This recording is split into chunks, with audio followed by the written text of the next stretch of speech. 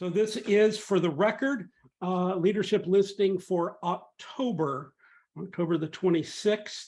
And we're talking about fundraising, and we're going to just jump right into it. Carolyn, would you like to do some introductions or lead off? I'd love to. We have a very impressive development group within USITT that is, I would say, duly led or led by, with a close second, one of our past presidents, Mark Shanda, and Leslie Marquea, right? Close enough. I don't say it enough to be able to, anyway. Leslie is actually, I would consider, a professional fundraiser, correct? Indeed. Yes, and has helped us immensely as we navigate the waters of giving, and actually rather successful. Other participants, Lee Asbell-Swanger, Interim Executive Director, thank you again for all that you do. And past President Dan Kelhane, thank you for all that you have done to prep me for these wonderful 3 years that I am in the middle of an adventure of. And welcome all of the members. If you are joining us live today, hello. Thank you for taking time out of your day. If you are listening afterwards and you email info@USITT, Mark, I'm kind of sure with any questions afterwards. Absolutely. Anything we can follow up with, or if you have anything that you weren't able to attend and you would dying to find out, if I can get you the answer, I will. So with that, Mark, I hand this over to you. Well, thanks for the opportunity to talk a little bit about our fundraising strategies, our development impact and the life in USITT. You know, USITT has had a spirit of generosity by its members since its very beginning. There are some famous stories and minutes records of board meetings where there was a shortfall and people were asked to pull out their checkbooks at the time and help keep the Institute solvent. And that spirit of can-do attitude has been there for a long time. We've moved from shaking a water can full of change at a conference, asking people to donate, to a little more sophisticated approach to fundraising. The reason we raise funds is really for member benefit. And I'll give just a brief overview of our current structure and then open up to questions. We do have a development committee that meets monthly that oversees the stewardship and the asking of our members to contribute to a variety of funds. The funds that we have are all, for the most part, investment funds that generate income based on the corpus of the money that's given. And most of them are member directed and have very specific purposes. As of the end of June last year, the Institute had approximately $3 million in endowed and committed and designated funds in a variety of accounts. And those accounts are all connected directly now to the values that the board has recently endorsed for the Institute. So again, quick overview and then open up to questions. On the inclusion side of our values, we have the Tanisha Jefferson Fund for Inclusion.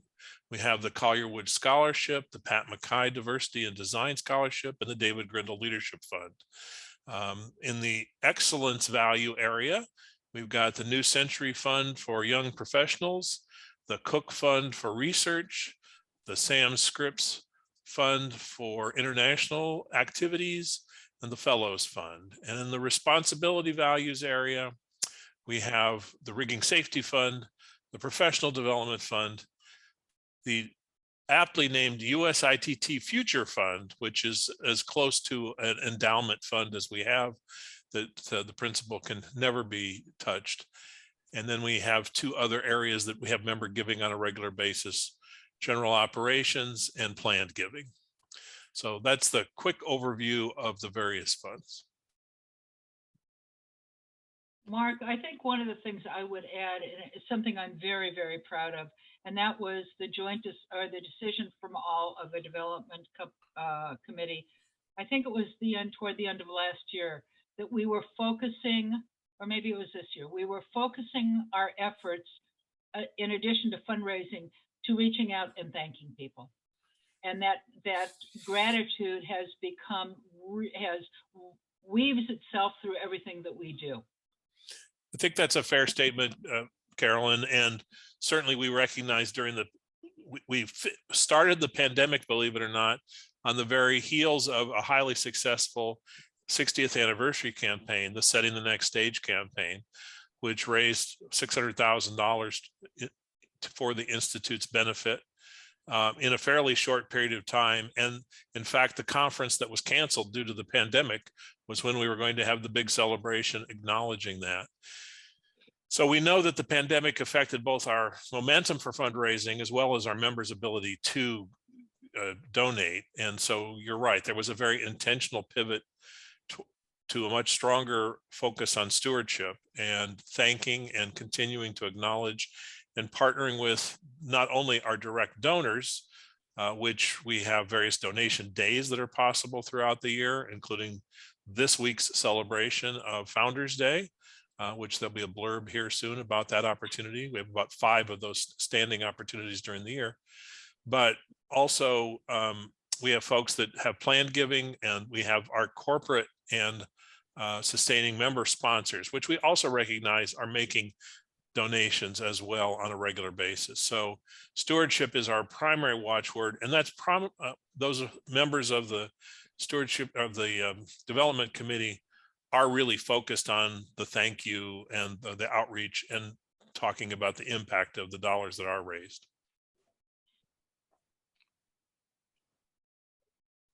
I'm going to sort of throw this general question either to Mark or to Leslie. I literally just finished at 2:55 yet another Zoom webinar, but this was about associations harnessing non-dues revenue as a critical need in the future.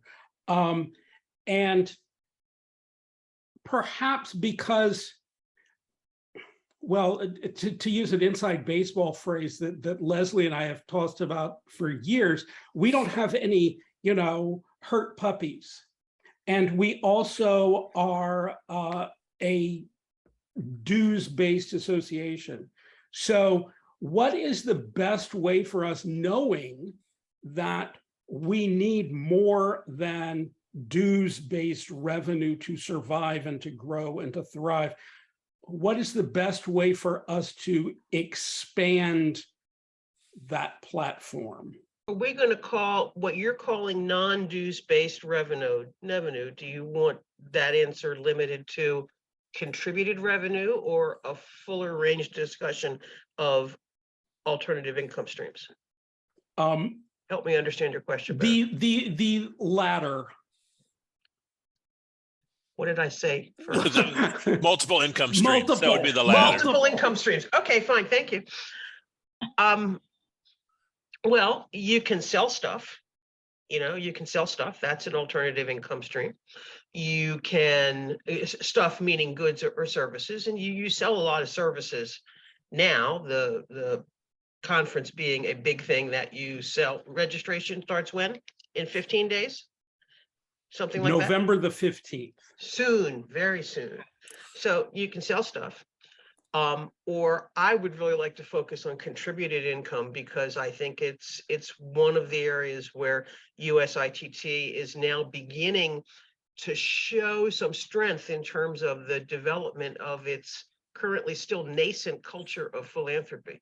And the biggest hurdle that you have to overcome in dealing with your members / donors and potential donors is, already pay you membership dues. What do you need more money from me for? And that's the objection that has to be overcome. So on one hand, you're explaining that in ticket selling terms, in nonprofit theater, it is the cost of your ticket only covers half of what it costs for you to see what you're seeing on the stage, right? So we need to raise the other half somewhere else. Hard to make that kind of easy, quick, one sentence explanation in a membership organization. So you have to sell, and it is a selling process. You have to sell what the benefits are beyond what the member benefits pay for. I think we've got two very strong strategies related to that direction.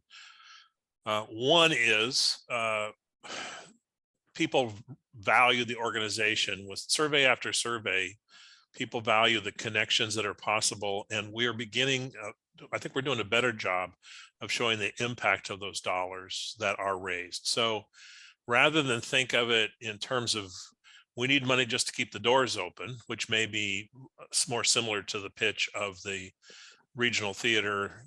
We used to joke that, we're going to open the curtain and close it 10 minutes into the show and say, okay, that's what your ticket paid for. Now we'll go open the curtains again when you reach into your pockets. Right. In terms of the Institute, the impact stories that we're gathering are really quite profound, both individual impact, that is career impact over an individual's life, as well as industry impact. USITT was one of the first organizations to step forward and guarantee the funding of the aerosol dispersion study that was done at Colorado State University in response to the pandemic. I've just been working on an evaluation of the last 5 years, and it's hard to believe how much we didn't know that spring when the pandemic was launched. If you remember, at one point, there was recommendations about washing your groceries every time you went in. And we had the famous super spreader event in the church choir in the Pacific Northwest that killed some folks. And so immediately choirs were considered super spreader events, and the performing arts were profoundly impacted. Well, USITT, because of the resources in our research fund, and particularly the Cook Research Fund, we stepped forward and provided direct cash to support that. And even more important, at that moment in time, we had enough resources in our contributed dollars to guarantee backing up even as that organization was continuing to fundraise. So they were able to start their research well before they had every dollar in hand because they had the backing of USITT. That's a remarkable story in terms of, again, thinking about this being Founders Week. I don't think the founders had any idea other than a members organization that was going to provide direct service to individual members and an opportunity to gather together, to that kind of ability for the Institute.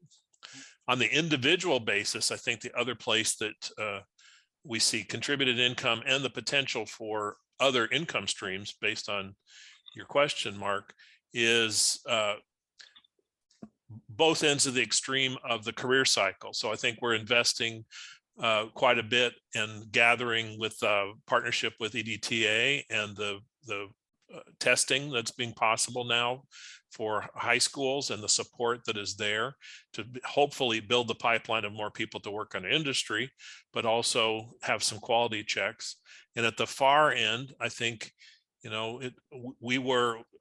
this institute established the DMX standard, which allowed for lighting boards to be consistently talking to each other despite whatever their whatever their manufacturer was, and other systems like that. So the industry impact and the individual impact are two things that I think are very marketable, and we're doing a better job of talking about them. Also on that far end, the newly forming affinity groups for late career professionals. Not only does it provide a place for them to network with each other, they don't need to network with each other anymore in the same way they did when they were, young professionals and career professionals. God, what is that? But the fact that they are now involved, the Scenic Designers Group being the first one, that they are now involved in mentoring activities and sort of informal career counseling activities, if you will, for students, early career, mid-career professionals, is something that, I suppose you have to be a member to avail yourself of those services, but that no matter what your membership dues are, you can't buy that kind of career counseling expertise. That's within the network created by USITT that is sustained by both the membership dollars and contributed dollars. So speaking as somebody who has typically been outside of the board, my experience has mostly been through the expo and with, you know, a little bit of reaching out through the Lighting Commission for other things. I don't see these things publicized and talked about outside of a forum like this one very much. And that communication aspect, whether it's marketing or whatever it is the part that's going to give you your bang for the buck with this. It's people understanding, people knowing all of the good things that we're doing. Because if they don't know about them, it's great that we did this, that we funded this aerosol study. Is that mentioned on the front page of the USITT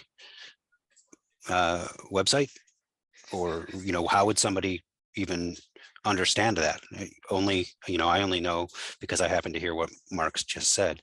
The programs that you're talking about in terms of late career and mid-career professionals and mentors and all of that, that should be stuff that we are just beating a drum about, because those are the sorts of benefits that are going to keep people involved. And yeah, I think your, All right. your comments are really well taken forward, and it's important. You're right that we have had a challenge and continue to have a challenge, but I also think we're rounding the corner on it. The challenge has been getting the word out on a consistent basis about some of these impact.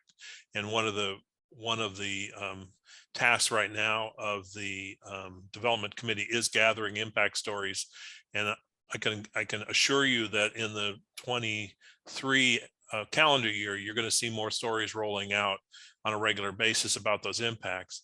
Part of the challenge, again, we had a lot of really good momentum with regard to this, particularly coming out of the Setting the Next Stage campaign, and then this pandemic hit us, and a lot of the energy has gone to just simply coping, and we're just now beginning to round the corner. But you're right, that for a long time, having been involved with this organization for now nearly 40 some plus years, the cycle of engagement for a member starts with a belief, usually at the student level, that it's a fun thing to go to. Second of all, then there might be some resources, and they might begin to see some connections and some networking that's possible, because networking always gets ranked high in member surveys. And there might be, again, resources like TD&T and the Tech Expo and PQ kind of activities, and that become, but there's a sort of a gray area in the middle of somebody's career that they don't quite have the time or the focus to really recognize the engagement and the benefit on a consistent basis. And then my recent saw is about talking about the industry-wide impact, such as the aerosol study. So that's a long deanly type answer from a dean that says we're going to get better at it, I promise. And Mark Blackman and I will continue to work on it with Leslie's help as well. But it's a good point.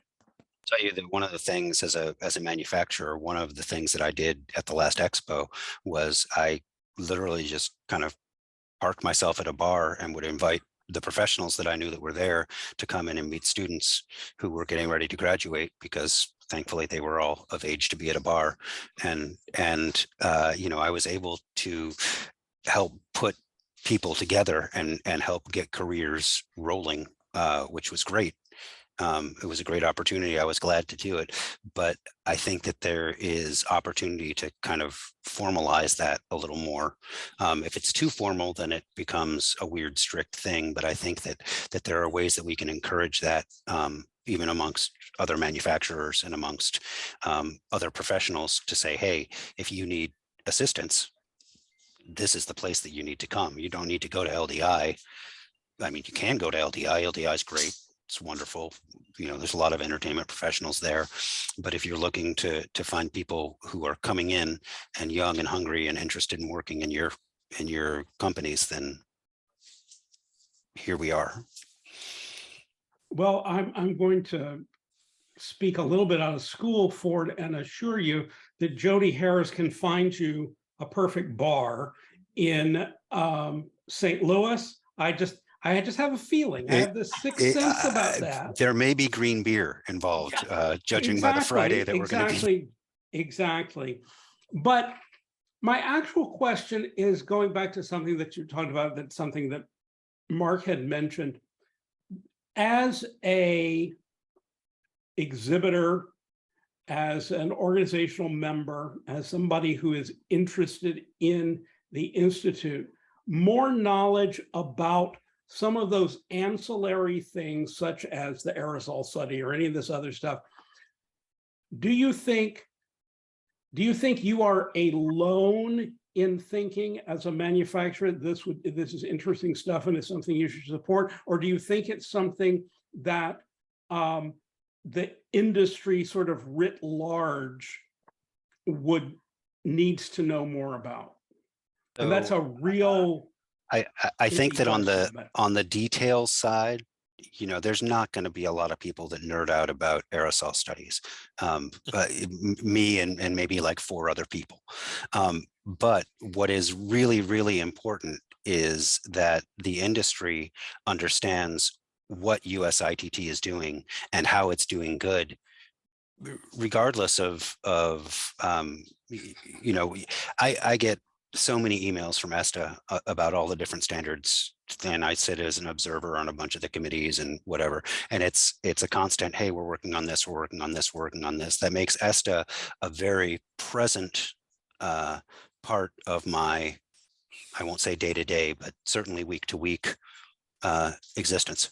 I know a lot about ESTA, and not because I'm actively going out and wanting to learn more about ESTA, but they're constantly communicating, and they're doing it in ways that are saying, these are all the things that we're doing for the industry. This isn't just necessarily, hey, we have a cool blog about this going on, you should check it out. But it's, these are the things that we're doing that impact everything that you do. This impacts people's careers, this impacts the ability to do live entertainment, this impacts all of those things. And I think that's on the messaging where we can improve, where it's not so much, look at this resource that we have, come here, check it out, but it's, look at this wonderful thing that USITT as an organization has done. Look at this other wonderful thing that USITT as an organization has done. These are the things that we bring to the industry. And just keep talking about it. Ford, I'm curious, because I delete probably more emails than I actually read. How often do you think you hear from ESTA in a direct news story in your box like that? Not a header with a link to, but where everything you need is right there. How often do you hear from them? More than once a day? No, yeah, looking more than would once be a day. most helpful. Okay, but you feel like it's once a day. But I feel like I get probably at least weekly some sort of communication, whether it's from somebody that's heading one of the commission, you know, one of the standards writing committees, or there's a fairly regular communication. And you know, I certainly send people to the Plug Fest. Both the one in the US and the one in Europe, depending on, you know, just which office people are working out of. We find that incredibly valuable because it is, it's both education for our team, and it's an opportunity to work with other manufacturers in a less competitive atmosphere than is usually dictated by our marketing departments. We just go in and make stuff work together, which is great. And then probably, let me just look at from ESTA and I'll tell you how many I have. I'm just curious. ESTA's big news is the ESTA Standards Watch, which comes out basically monthly. Yep. So I got the Technical Standards Watch yesterday. I got a join us at NAMM today. Monday, I got 2, one for fog and smoke, actually both for fog and smoke minutes. Last week I had on Wednesday 2 more election, 2 more standards committee yeah. things.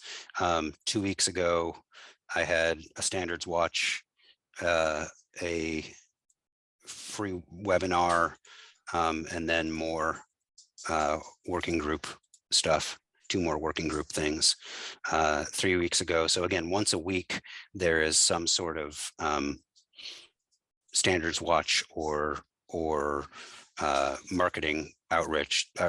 Hey, take a look at this.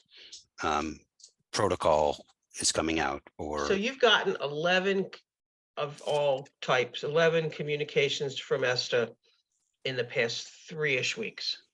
if I go all the way back, I counted them, yeah. if I go all the way back to 3 weeks, I got 1, 2, 3, 4, 5, 6, 7, but that's a correction. 8, 9, 10, 11, 12, Okay, 13. 12. So 13. 12 because 1 was a correction. Got it. 12 in the past 3 weeks. Yep. And can you do the same search on USITT? Sure.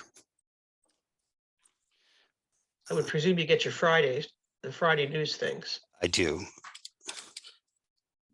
That's how I know about this meeting.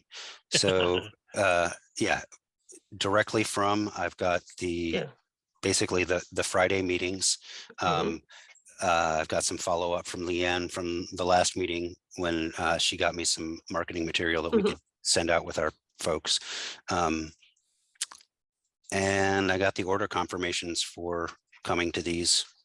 So going back 3 weeks, I've got, including my email messages with Leanne, I've got 1, 2, 3, 4, 5 things, one of which is a order confirmation for this meeting, and one of which was a email with Leanne. So 3 in 3 weeks, basically 1 a week, the news. Okay.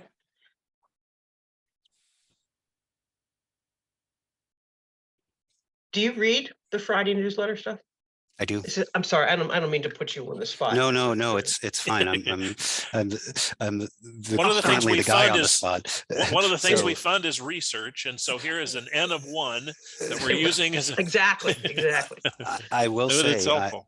I'm a 50-year-old guy, so I still read newsletters.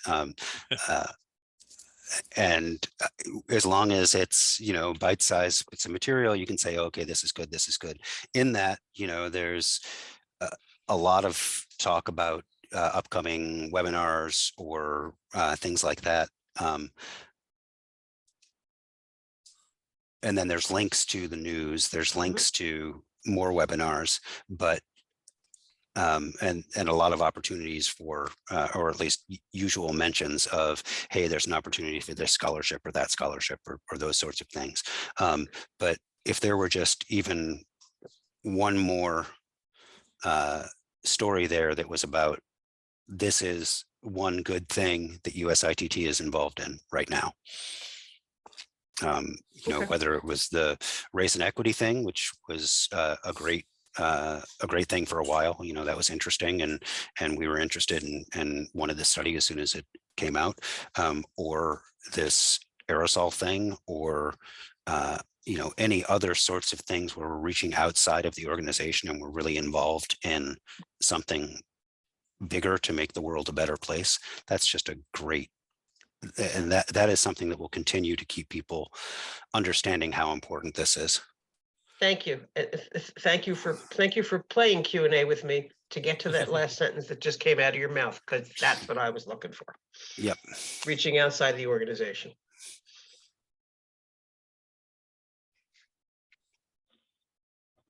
I yield to the gentleman from Syracuse. I was just giving you plenty of time to formulate another question because I can see it percolating. No, I'm not. I yield. I yield now. Okay, I'm originally from Syracuse, so I'm just saying. Okay. Well.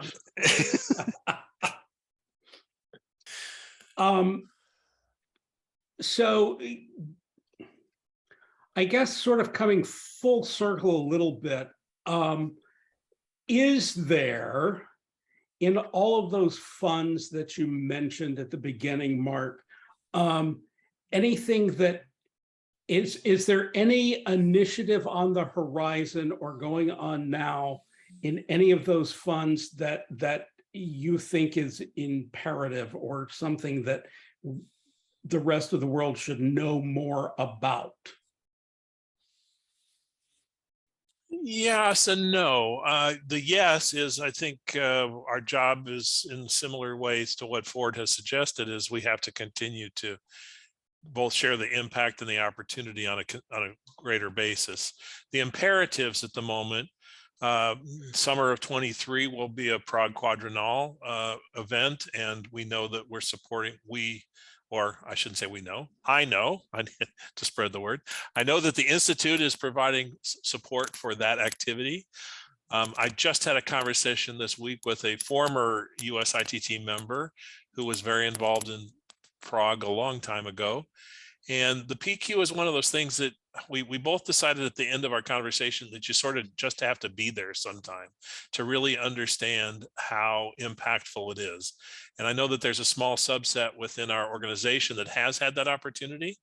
So I think in being able to tap people who have been there, who know what that, it's really life-changing event can be, helps people understand why our Scripps Fund is supporting that and why somebody might give to the Scripps Fund.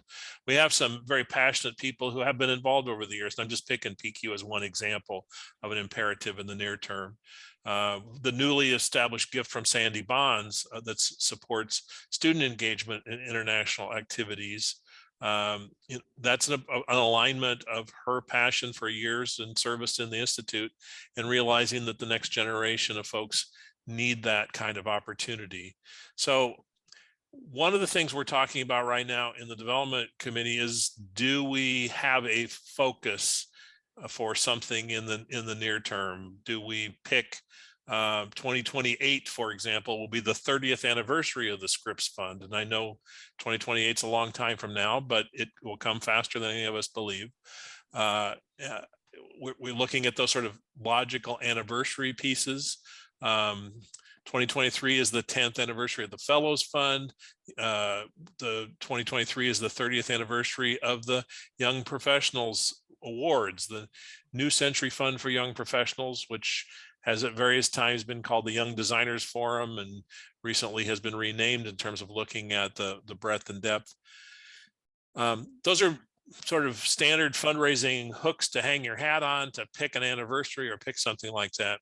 But I will say we've been hesitant to do too much of that just yet, because I do feel like we're still very much in the recovery mode as an industry. And we're still very much looking at the stewardship being far more important than the aggressive, and I'll use that in its most extreme word, aggressive fundraising that might be necessary to do some things. The other component in terms of imperatives, when I look at the numbers, and I don't know that this makes any difference for our bookkeepers whatsoever, but I think it makes a difference psychologically. We have several funds that are just really close to that next level that would have multiple zeros after it. So the research fund is, as of June 30th, was at $647,000, and wouldn't it be great to get that to $700,000 over the next 2 years? Or the Scripps Fund had 566. The New Century Fund is $3,000 short of hitting $600,000. So those sorts of things, none of those are official announcements, as those are focuses for particular asks, but they may come along. The one other thing I'll say that I think is an imperative, and that's in part because I'm exactly the same age as the Institute, and I have as many gray hairs as the Institute is beginning to show, that planned giving, and an emphasis on planned giving, and that is reaching out to those members who are fortunate to have had a highly successful career and are in the twilight years of their engagement, and beginning to think about, can they make plans for some sort of testamentary gift. And we're having some intentional focus on that. That doesn't apply across the whole membership, and all of those are really one-on-one conversations with individuals. But we were just looking at the Loft Block Society, which is our planned giving group. We have 17 members of the Loft Block Society that we've identified. 10 of those are still living at this moment. And we've already received the benefit in the $3 million corpus of the 7 that have already died. Not a very fun thing to think about in our industry, but it is an inevitability. And those people who have been on that list or have made that choice for a testamentary gift have seen the greater value of the Institute through much of their lives and really want to see it continue to thrive and expand. So that's a long answer to your question, but those are two focus areas, I think. Board, you had a question? So you'd mentioned earlier that the on-ramping, if you will, with things like the partnership with EDTA and the testing certification stuff to get people kind of up and rolling and in the door, which is great. And then you mentioned, which was to me in passing, that there were groups for mid-career and late career people. I know nothing of these groups. So what are these groups to which you? Well, I can draw your attention. So this is a new program within the Institute, new as in the last 14 months, basically. And it started in the scenic design area. And there is a feature article in Theater Design and Technology magazine that speaks of this group of which I speak. Informally, these groups are self-identified as, I believe the word that Joe Tilford, who is the primary organizer of the scene design group, says late career or seasoned designers is the way he describes them. And gathering them together. And what is their purpose? Their purpose is threefold. I think one, it gives them an excuse to stay connected with each other. And I think the joys of the pandemic, if there are any, is the discovery of this technology that allows people at the multiple locations to easily gather for a face-to-face conversation. So I think that's one purpose. The second purpose is that they're a supplementary programmatic entity that, for example, the Scene Design Commission can call on to do sessions and or year-round programming. And they've got some ideas. They're already on the slate for some sessions at a future conference, as well as some year-round programming. But the third piece is the piece that, and again, this needs to be heralded more, is that they're very interested in just having their contact information readily available to early career people or even mid-career people to say, to seek advice, to have a listening ear for somebody who's informed about the industry, has had a fair amount of life experience in their industry, but is not a competition or is not a threat. You're not asking the other person who recently graduated from another university, we're both going for the same job, how can we compete against each other? And providing that sort of interpersonal support network. So the Scene Designers group came online literally and figuratively about last February when it was stepped up and endorsed by the board. There is now a growing group or there's seeds have been planted. I think that's a better way of saying it with regard to technology side and particularly automation. Group with Jack Miller is going to do some organizing for. And there's also some seeds being planted on the costume group. So I think you'll see more information about these seasoned professional affinity groups in the not too distant future, but I will call your attention back to, I can't remember which most recent, it's one of the last, it wasn't the most recent issue of Theater Design and Technology magazine, but I think it was the previous one. It might've been the summer issue. I think it was summer, Mark. I think it was summer. Yeah, I think you're right. And Ford, we're trying hard to sort of figure out what's the best way to get this information out.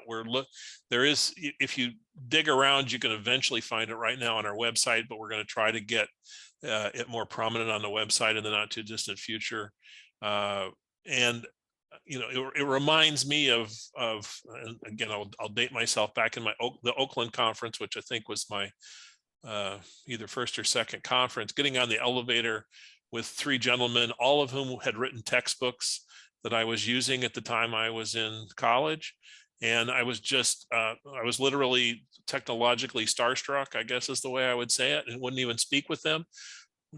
This is the modern equivalent of that, and hopefully opening those doors more literally than my actions on that elevator in Oakland. Great. I think that the vast majority of what's in that article is on our website. It's /forum, FORUM, USITT.org/forum, I believe. We've got about 15 minutes left, and so I want to just throw this out there in terms of development. Where is the intersection? And this is such an open-ended question. What's the intersection between development and sponsorship? Or is it development and sponsorship and corporate philanthropy? It depends on what bucket the company's paying it from. If the company's providing support from their charitable contribution philanthropy side, then it's a contribution. If they are sponsoring something, if they are buying exhibit space at the expo, or they are sponsoring, name me something that gets sponsored at the Expo hall, the actual sponsoring the expo expo hall, that is probably coming out of their marketing bucket. So for them is a marketing and advertising expense and not a philanthropic endeavor, not a philanthropic expenditure. The trick for an organization like USITT is to make sure that the development folks don't step on the marketing folks, and vice versa. That's the dance. For a lot of companies, some companies don't distinguish. All they know is we give money to USITT, and they're not, whoever you're talking to doesn't really necessarily know what bucket it came out of, and they don't care either. They just know they give a bunch of money, a little bit of money. They give money every year to USITT. So we have to respect where they think their money is coming from and going toward. So sometimes it's clear to the company what is corporate support, what is philanthropic, and what is marketing / advertising. Well, we have to be careful to do that properly. I, for one, always err on the side of, are you sure this is not a sponsorship? Are you sure this is not a sponsorship? But for example, there was a big chunk that came in from Disney. I know which Disney, one of the Disney pieces. There are so many. Through the work of someone in USITT, not me, not anybody on this call, secured a $10,000 gift from Disney, and that $10,000 gift was identified from the get-go as $5,000 going into the diversity fund, and $5,000 going into, I think it was the future fund, but don't hold me to that. The ask and the way the money came, it came clearly as philanthropic money. Within 24 hours of getting that notification from that piece of Disney, Jody, I think I'm stepping into where you are now, right? Jody gets stop me if I tell any of this story wrong, because I heard it third hand. Jody gets notification from some other piece of Disney that says, look, here's $10,000 for you. And somebody other than me has to finish this story from there as to where it came from. But in all probability, wasn't that sponsorship money, Jody? Yes, that was sponsored. Well, I guess it was sponsorship money, but it was towards an HBCU. It's towards faculty or students from HBCU attending the conference. Got it. And they want to do it as an annual gift. Got it. Mhm. Got it. So that's probably the best example of drawn from, ripped from the headlines, Mark. An exact example of the confusion. Same company, gifts from two different pots and two different entities of the mouse. And we have to figure out which goes into which category. I thought it was fun. I enjoyed that ride. Were you this tall? Just about. That's right. Just about. Yeah, just about. Oh, good one. Thank you. I'm down with the dad jokes. No, we love them. We score them. Well, and the other place that the intersection is critical, I think, is that as a member organization, we have been driven by memberships in its multiple definitions for a long time. By far, the majority of our history has been that way. But the philanthropic side of the ledger, I would argue, and although I have to look, I pull up my little reference note here, because Bill Burns has been working on some timelines for us. But the institution has always had a philanthropic bent, but I would say it's been developing a philanthropic culture for about 20 years now, about 15 to 20 years. I think the 50th anniversary was really the first time that there was any true intentionality about raising funds just for the purpose of raising funds and not keeping the door open, with a larger plan for purpose, like supporting research and supporting students and supporting those sorts of things. We do have, I will say, across the diversity of our membership, we have members who are resolute in saying, I give my time, I pay my dues, don't ask me for another dime for anything. And we have folks at the opposite end of the spectrum, which are USITT, the values that USITT espouses and the impact that USITT has shown, particularly in the last 15 or 20 years, is worth an investment of my giving. And, you know, I think we have to respect both those. I will say that we have not in any of our fundraising efforts set a financial goal, with the exception, well, I don't even think the 60th anniversary fund started with a goal. I think we backed into a goal financially when we could, but we've really looked at the goals of participation, of engagement, because again, that's at the root of our membership, the nature of our membership. So Dan, Carolyn, myself, and Lee, I think under our presidencies have encouraged our board for 100% participation. Give a nickel and you count in the participation, give $10, you count in the participation. That spirit, I think, shows across the breadth of our, what do we have in sort of our donors at this point, Leslie? How many are on the spreadsheet? About The famous 300. Yeah, there's about 300 regular folks, regular donors on any given snapshot in time. So just to take quickly in broad terms, 300 donors is roughly 10% of the current membership. That's a little bit less, a little bit less. Is that roughly an industry standard, or are we low? You know, pre-pandemic, I would tell you we were low. Post-pandemic, I would tell you there is no baseline anymore. Everybody, whether they admit it or not, is starting from zero to figure out where we are. I agree with you. Yeah. Yep. But I will say also to the connection of our donor base to the, even though we all went through the pandemic together, I believe I'm accurate that every pledge that was in the Setting the Next Stage campaign was completed. Right. They were completed on a different time scale in some cases. You know, it was delayed the payment or whatever, but we did not see people say, nope, I can't finish my commitment because of this, which is pretty remarkable testament, I think, to our strength of our. It is. And the other thing that we see about USITT donors, and I've been development counsel now for, 10 years, give or take, is that once people start giving to USITT, it is unusual for them to stop. It is unusual for them to stop.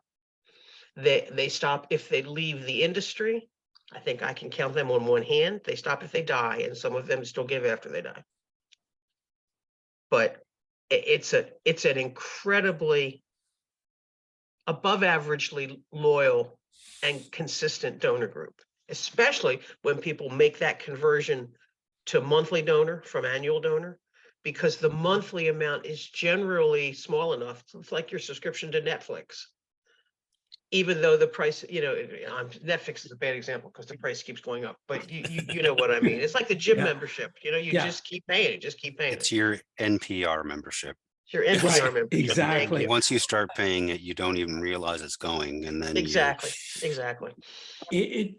But also, I think, Leslie, that you can see in retention rates for membership, we're remarkably high across all categories except for student.